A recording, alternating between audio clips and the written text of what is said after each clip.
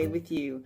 This is a good morning for me. I had some writing that I did this morning on Facebook, and I felt, when you just get a little stuff out, you just feel all the better. And I thought, I'm just going to share this today with you. It's on my Facebook page if anybody wants it. I guess I can cut and paste it below. It's not that big a deal, but that is how I'm greenlighting my day, so it's a big deal to me. If this gives anyone else the freedom to live more freely, have at it, because that's what it's all about today. This is what I wrote. I am trying to remember who I used to be when I was much younger. And I've even asked people that knew me in my teens and 20s if I was a little like I am today. I think the seeds of my fullness were there, but buried beneath self-doubt and low esteem. I let too much of my best self get stuck under a cloud. I am so grateful that somehow in my more seasoned season, I have been able to throw off the old cloak and step out into the light. I am glad that I have a place right here meaning Facebook and YouTube. I have a place right here where I can express myself to the universe, revel in the wonder of the small, glorious moments and the big, majestic ones too, without looking behind me to see who I should edit my voice for. I feel free. I feel free and self-validating. I no longer look for my value in the eyes of others, waiting for their final judgment. Good enough, not good enough. Nope.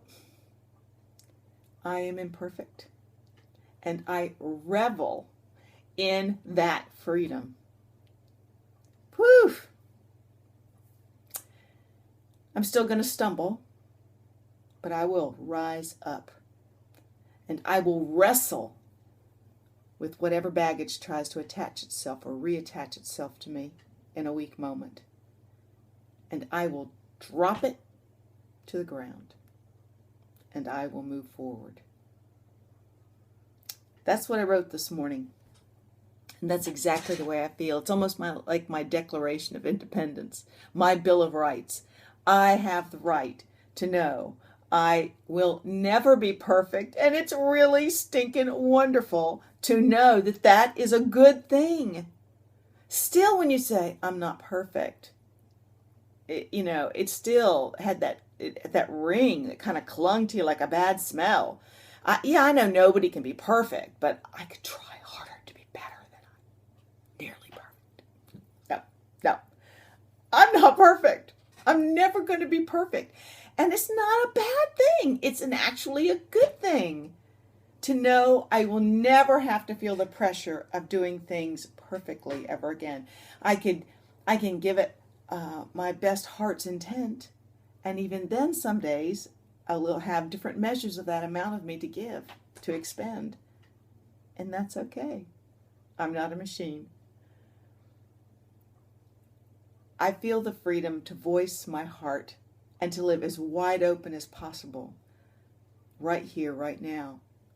No longer fearing people's condemnation or laughter behind their hand or whispers to each other. Little girls whisper, oh, well, she just thinks she's... Oh, she's simple. No. And you know what? I think I used to try to make myself smaller so people wouldn't notice me. And yet you want to be noticed. I wanted to be noticed, but I didn't want to be ridiculed or shamed or made to feel like I wasn't good enough, because somehow I thought that was already true. I am so grateful to be where I am right now in my life. I'm so grateful to be the age that I am, that I know that stuff. I know what's important and what's not important now. I only wish I knew it then, but I couldn't live it out. I couldn't walk it out. I couldn't walk it out. I feel differently now. And the thing is, it's all down to us about whether we can feel differently or not, because we can just choose and we can work at it. No one finally just said, you have arrived, now you can.